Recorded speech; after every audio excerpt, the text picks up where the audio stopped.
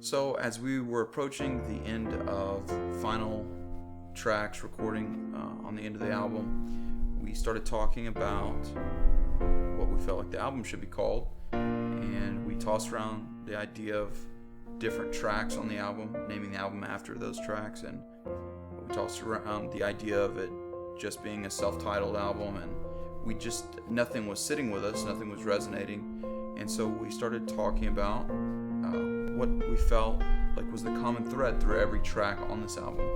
And what we quickly came to the conclusion and realized was that every song on this album was written out of our own personal times of worship. You know, it came out of that deep, intimate place where you encounter God in such a powerful way. And so when we thought about what does that say about this album, what does that do for us as far as a name for the album, we recognized that that place that we wrote those songs out of is a place that we know that exists.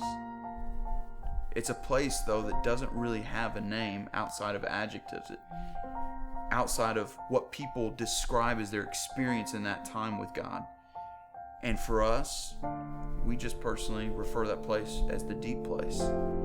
And this whole season, this whole time of writing and recording, we recognize has just been about a greater pursuit of God into the deep. And that's why we decided to call the album Into the Deep.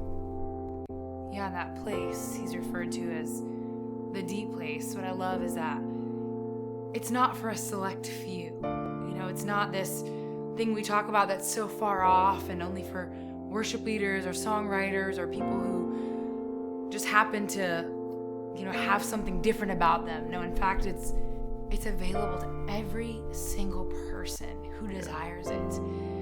And all you have to do is call upon him and just wait and be there with him. You know, the Bible talks about those who thirst after the living waters, and those who come and drink will thirst no more.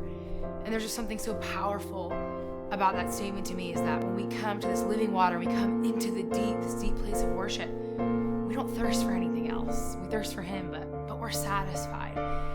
And I just believe that if every single person will commit to desiring that, to really wanting to go there, God's just gonna blow our minds with what he has for us in his presence. And you know, you could be satisfied with the taste. You could live your life truly satisfied with just simply a taste of who he is.